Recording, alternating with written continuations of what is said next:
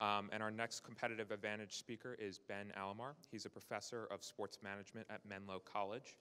And the talk is entitled, Getting Information from a Haystack, Finding Value in New Data. This talk is going to run until 12:40. If you guys have not been in these rooms before, the talk will be about 20 minutes, and we'll save 5 minutes for Q&A. If you guys have questions, please try to make your way to the aisle so that we can get the mic to you. And with that, I'll turn it over to Ben.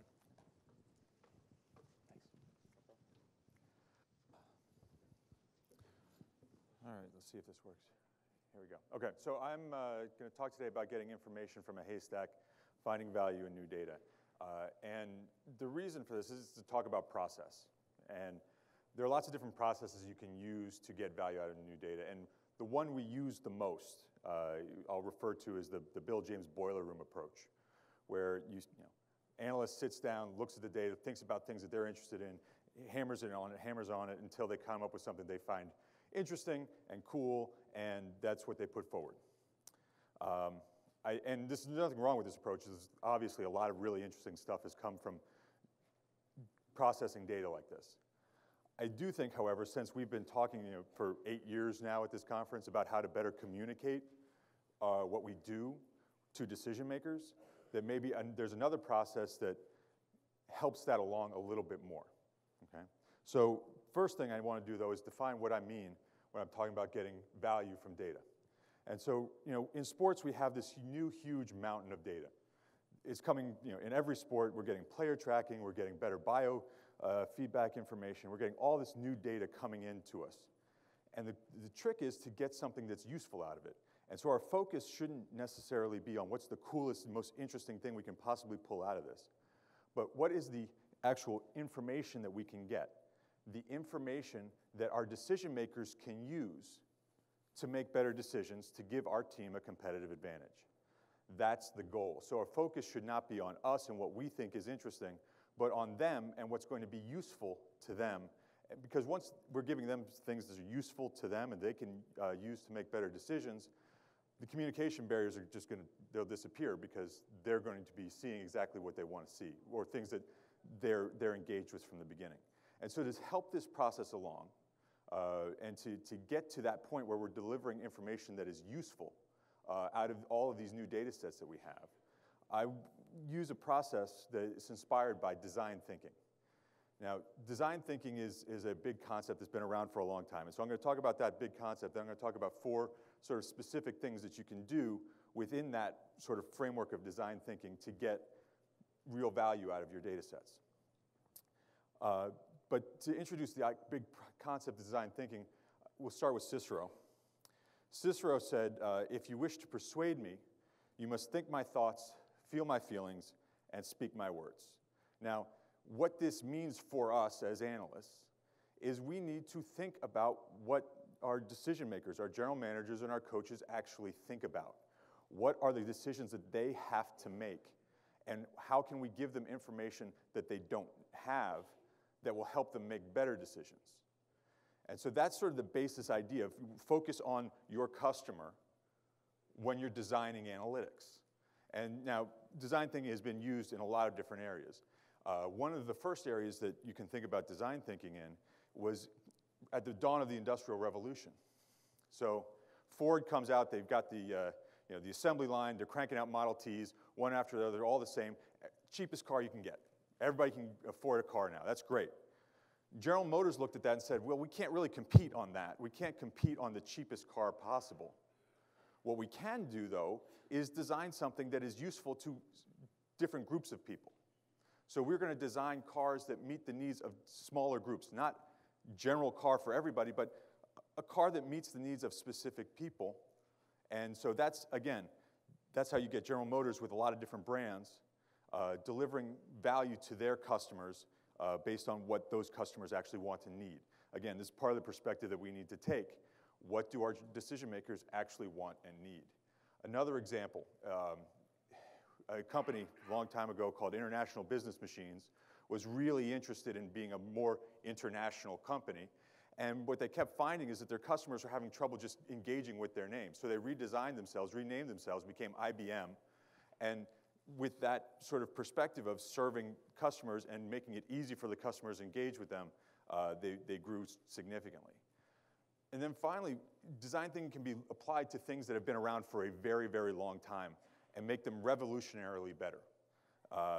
When we think about kitchen implements like the potato peeler, nobody would have ever sort of thought about the potato peeler because there's no new technology around peeling potatoes. It's the same thing. And people have been using potato peelers for a very long time. But a company looked at it and said, well, how are people actually using it? How can we make it more useful to them? And so they did that. And they made a grip that made it much easier to hold a potato peeler. And a million-dollar industry is now, company is now existing because they rethought something so basic as the potato peeler. And so this whole design perspective of designing for your user, okay, that's what I want to bring in to how we process all these new data sets. So to do that, there are four sort of, here are the four concrete things that I think we should do as we're going through this process. The first one is perspective. We need to make sure we really get the perspective of everybody who might be using our data. And I'll talk about, again, for each one of these, I'll introduce them and then I'll talk about how we can do it in order. The second one is creativity. This is sort of the boiler room stage of this, in which you actually get to apply all your mathematical training to the data. Then there's prototyping, where you actually build something quickly for somebody to use. And then you fail quickly when you prototype because your first run at it is terrible. You fail quickly and you iterate, and you fail again and again and again until you get to a point where you've delivered something that's really useful to the decision maker. So again, I'm going to talk about these things as sort of a linear process. It's not a linear process. You can do these things at different stages throughout, whichever makes the most sense for your project, what you're working on. But to start with, we'll work on perspective. Now, perspective means we need to bring everybody into the room at the very beginning of the process, okay? So we're going to use football as our consistent example through this talk. And so if we're going to use football as our example, we start by bringing in our coach, okay? We talk to our coach, our general manager, the medical staff, even the players if you can. You bring them in for a discussion. Now, how this discussion works is important. You don't go in and the first mistake you can make when you try and do this is to say, well, we have all this great new data. What do you think we should do with it? They don't know. They really don't. And it's okay, because you don't know either. You think you might, but you probably don't. But that's not the question you want to ask. The question you need to ask people who are actually making these decisions is, what kind of information are you missing when you're making decisions? What would you like to know more about? Okay? What are the areas of uncertainty in our decisions, our risk in our decisions that we make that we can try and narrow and try and attack? And at least for me, my experience has been that I've been fortunate enough to work with people who are very, very honest about what they think they know and what they think they don't know. And as they tell you what they think they don't know. Now, this is not to suggest that everything they think they know is right, but at least if I'm going to attack something and give them something that they're going to engage with, I should give them something that they're pretty sure that they don't know first. So it's a sort of a process thing. And so you bring them in, you're having these conversations. Now, as you're having these conversations, it's important to use a really highly developed piece of technology, the Post-it note. Okay? When I have these discussions, everybody on my team has a pad of Post-it notes. And what you do is, as people are talking, you write down single ideas, single thoughts on these Post-it notes. Okay? Very basic, very simple. And everybody in the room is doing this. And so at the end, what you can do, you put them all up on a whiteboard and you look at them. Now, the reason you do this is when, during a normal brainstorming session, somebody's taking notes. And so you get their perspective, or everybody's taking their own notes, in which case nobody's perspectives cross. Here, what happens is when you put everything on the board and you organize it and you think about it for a minute, the themes of what's most interesting to everybody that's been in the discussion just fall right out. And there you have your priority list of things that you have to attack. You know right away, oh, that's the thing that everybody that we talked to was most interested in, and everybody in our room picked up on it. So we should start there, because we all have very limited resources and time. So we need to make sure that we have a really good priority list to begin with. And so this process gives us that priority list of things we should be working on. So when we do that, then we get into the creative phase. And this, again, this is the boiler room. Then you take in every piece of tool that you have to apply to these priorities that you've identified. Now, I'm an economist by training, so everything looks like a regression problem to me. But not every problem really is a regression problem. So there are lots of different statistical toolkits we can use. And in this phase, we want to make sure we're thinking about what is the best tool for this job. And bring that tool forward and use it to get the best piece of information we can from it. Then, once we do that, we've got some way we're going to go about this, then we prototype. Okay. So with a prototype, what's important in a prototype is not being a perfect, beautiful thing. What's important is speed and an approximation of what you think you're going to get to eventually. That's it. It can be really dirty. It can be really simple, really basic. So for example, if it came out in our perspective discussions that our coaches were really interested in finding out more detail about our passing game and how we pass the different locations on the field, okay? Very simply, put together a table that divides up the field in different zones, and you put up different, put up different data within that table, and you've got something right away that you can show the coaches. You do this very quickly, and this does several things really nicely in terms of being able to deliver value at the end. The first thing is, if you do this well and you do this very quickly, most people who don't have the technological skills to do this think it's magic. So that's great. Second, they know right away, as you bring the prototype to the decision maker, that they weren't wasting their time when they were talking to you. You were listening, you were engaged, and you're trying to deliver them something that they find useful. So they're now fully engaged as part of the process. So they're not seeing something at the very end, they're seeing something all the way through to get to something that they wanted from the very beginning. Okay? So we have this prototype, and they'll trash it right away. So, oh, this is terrible, I can't see anything here. How do I interpret any of this? This doesn't make sense. What does this tell me? Okay? Well, that's fine. Then we iterate. Okay? When we iterate, we have our table, we know what's wrong with it, and then we add some color to it. Maybe that helps things pop out a little bit. That's fine. We bring it back, and they say, no, we're missing this. There's no context. It doesn't look right to me. It doesn't have the feel that I want. Okay, so then you go on, and you add more to it. Okay? Thank you, Kurt, if you're around here, by the way. So you have one more. They look at it and say, oh, once again, okay, this is closer to what I need, but I'm not quite, the message isn't coming through. I'm not quite sure what this graphic is trying to tell me, what this tool is. And then you go to one more, and finally, maybe it's 3, maybe it's 4, maybe it's 5 times through this process, you get to a place where you've delivered something that now that they can use this. Okay?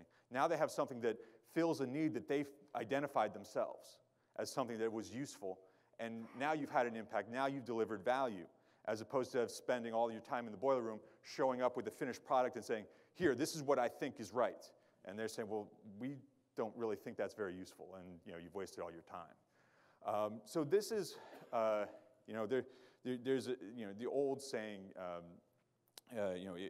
if you give a man a fish, you feed him for a day. You teach a man to fish, you feed him for a lifetime. That's sort of what I was trying to go for here, is to help give you guys a process so you can engage with decision makers on your teams all the time to help deliver the best information possible and the greatest competitive advantage possible. So at some point, maybe it's not next year or 2 years from now, we can stop talking about our problems with communicating with decision makers, and we can just talk about how great an impact we're having with all of our new data, because it's really super cool stuff.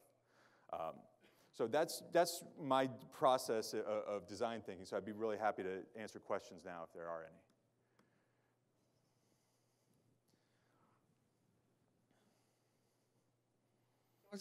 You talked about the process of prototyping. I was just curious how, I guess, especially if you're working with a team, you're probably not going to get that much face time with the end user. Mm-hmm. And so how you try to balance that and maximize the time that you do have with that person. That is certainly a challenge, because everybody is limited in time once you're in the team, for sure. And so what you want to engage as quickly as you can and for as short a period of time as you can.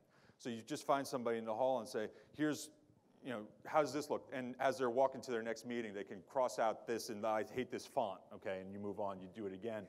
and you show it. And you want to make sure that as you're doing the iterations, you aren't taking much time, because their time is so valuable, and part of our goal is to save them time. So if they feel like they're wasting their time, then we've shot ourselves in the foot, for sure. Is there any sort of value to trying to avoid too many failures in the iterative process because of like a credibility issue? Or is it that you have to sort of have a culture to accept a lot of failures? I think it's best to have a culture to accept a lot of failures. That is not necessarily the culture that exists at every team, of course. So the ideal is you get it right on the first try. But I think the most important thing is that you continue to iterate if you need to, and that you get to a place where you feel like people are engaged and using that information. Because you can iterate like a year later. Like you've got something that's useful, people think are sort of okay, and then after a while of using it, they say, well, it's sort of missing this. Then you go back and you do it and make it better. I guess the real point of the prototype iterate sort of process is don't worry, one, about putting the very perfect thing forward first, and don't assume that because you think it's so good that it shouldn't change in the future. I'm wondering if you've heard of CRISP-DM. It's a cross-industry standard process that's used on many analytics projects. Have you heard of that before? No, I'm not familiar with it, no. Okay. It's okay. Okay. Great.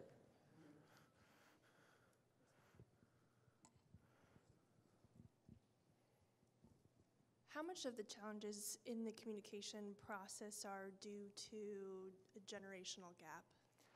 I don't think it's generational. I think the biggest problem in the communication issue is nobody ever teaches analysts how to talk to anybody. Seriously, there's nothing in a curriculum, statistics or computer science curriculum, that teaches you how to talk to somebody. And I think it is entirely incumbent upon analysts, entirely incumbent upon us to learn the culture of this organization we're working in. And be able to learn their language, think their thoughts, and feel their feelings. I think that is the goal, and we need to teach our analysts to do that. And once they can do that and integrate people into how they think and do things, the communication barrier will drop. There are plenty of young GMs and things in the league that don't use this stuff that much because it's the same communication barrier. They grew up in their sport. They don't know the language of statistics. And it's not incumbent upon them to learn it. It's incumbent upon us to learn the language of the sport and talk to them in the way that it makes sense for them. So your design theory is based on giving them what they want. Does that allow for, if you discover something that they don't know that they want? Yeah. The whole Moneyball. Yeah, so there's that balance. Because as I said, like there are things that they think they know, and some of those are right, some of them aren't. But as you go through this process and you are giving them things that are useful and interesting to them, the trust level grows and the connection between you and them grows, and that's when you can deliver something that is counterintuitive to them. It's really hard to start the process with something that's totally counterintuitive to them, because they will dismiss it because they don't trust you. And they're not going to dig into the research because they don't have that training. So, but if you can deliver that trust and say, and then, a couple projects down the line where after you've delivered significant value to them, you can say, oh, by the way, here's some other thing that I was looking at and thinking that might help. And that's when that conversation is a lot easier.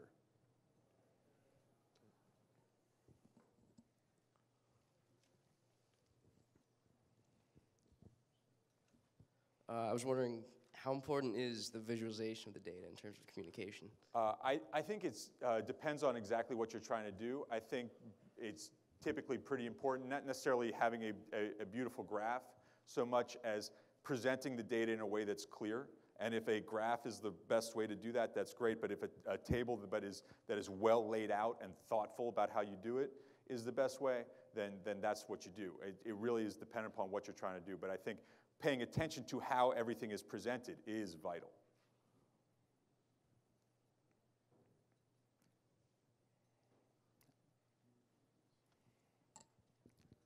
If there are no other questions, thank you very much, Professor.